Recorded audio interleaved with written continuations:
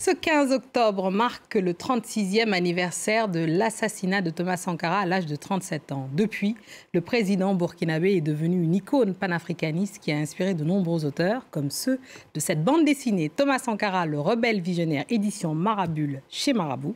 Et nous avons le plaisir de recevoir deux de ces auteurs, Pat Massioni et Pierre Lépidi. Pat Massioni, vous êtes congolais, illustrateur et caricaturiste, auteur d'une quinzaine de bandes dessinées primées. Et Pierre Lépidi, vous êtes, journaliste au Monde, spécialiste de l'Afrique. Et vous avez écrit de nombreux carnets de voyage et de carnets de route sur l'Afrique. Merci beaucoup d'être là. Je cite aussi l'autrice Françoise-Marie Santucci, qui fait aussi partie de l'aventure. Merci, messieurs, d'être avec nous. Pierre Lépidi, je commencerai par vous.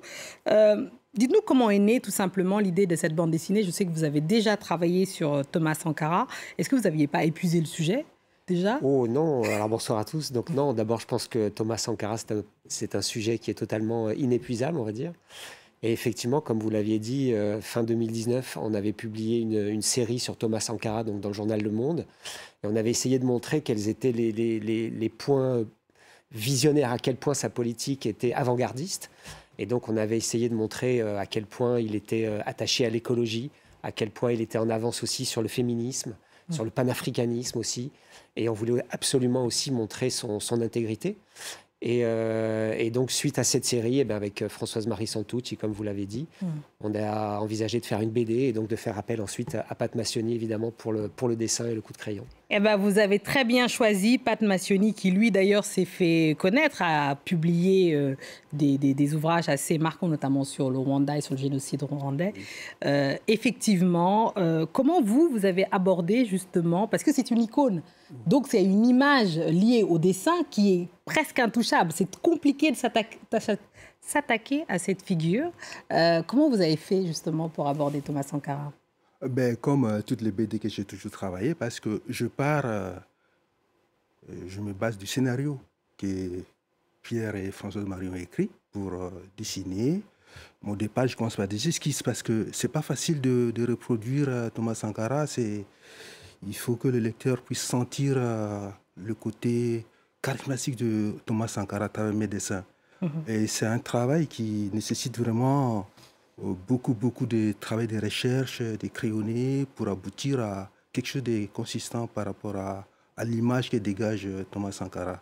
Oui, on le sent justement que le trait n'est pas forcé véritablement, et en même temps il y a toute la complexité du combat du personnage qui est très intéressant. Et vous évitez l'écueil justement de la géographie, parce que justement il y a les côtés sombre. Je cite par exemple une phrase qu'on peut lire dans le texte.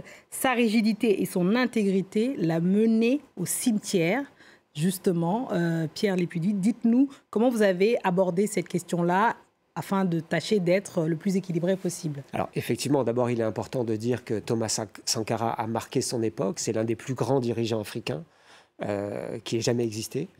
Mais c'est vrai qu'on tenait à ne pas tomber dans la géographie, ce qui aurait été un petit peu simple.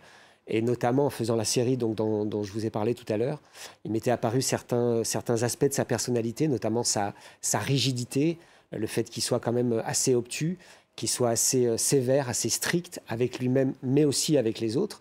Et donc il était important pour nous de faire représenter cela dans la bande dessinée, effectivement. Alors cette bande dessinée, la narration, donc elle est pédagogique. Le point de départ, c'est une adolescente métisse qui s'appelle Léa Thomas, appelée ainsi d'après Thomas Sankara, et qui, elle, va à la découverte, donc elle emmène aussi les lecteurs à la découverte justement de ce personnage-là. Et donc il y a une façon de le ramener dans la réalité. Donc il y a des sauts entre le Burkina Faso, la France d'aujourd'hui. Comment vous avez abordé justement cette alternance, qu'on voit bien d'ailleurs dans les bulles? C'est par la couleur, parce que quand les scènes se passent dans l'immédiat, j'ai utilisé les couleurs.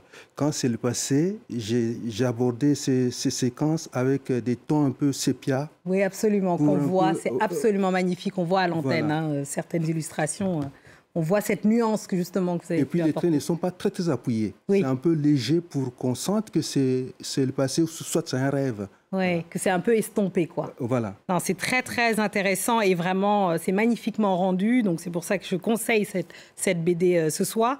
Alors, vous, Pierre Lépidi, qu'est-ce que vous répondez à ceux qui, aujourd'hui, se réclament de Thomas Sankara parmi les putschistes actuels? Alors, évidemment, aussi bien en Burkina Faso que plus largement, vous couvrez toutes ces questions-là sur l'Afrique. Quel point de différence vous voyez, vous, avec les dirigeants actuels? Alors d'abord, je pense qu'ils auraient tort de ne pas se revendiquer comme des héritiers, des descendants et des enfants de Thomas Sankara. Après, ce qu'on peut s'apercevoir, c'est qu'il y a effectivement certaines coïncidences. Ibrahim Traoré a 34 ans, il est capitaine, comme Thomas Sankara. Il a un certain charisme aussi. Mais ce qu'il faut savoir aussi, c'est que le Burkina Faso d'aujourd'hui n'est pas le Burkina Faso des années 80. Aujourd'hui, Ibrahim Traoré, donc président de la transition, est au pouvoir depuis 1 an. Il est encore un peu tôt. Trop tôt, à mon avis, pour tirer des conclusions. Mais en tout cas, il se présente effectivement comme un descendant de Thomas Sankara. Il aurait tort de ne pas le faire, puisque Thomas Sankara était quelqu'un de charismatique.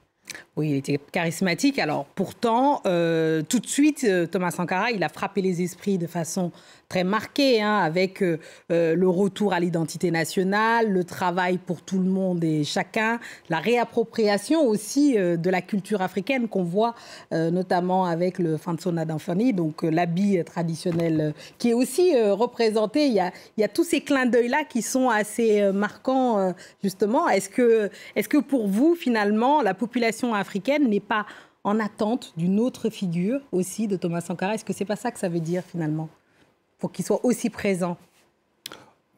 Thomas Sankara est toujours là. Et même le nouveau leader d'aujourd'hui, il s'inspire de Thomas Sankara parce que ce qu'il a dit, il était précurseur par rapport au féminisme, l'écologie.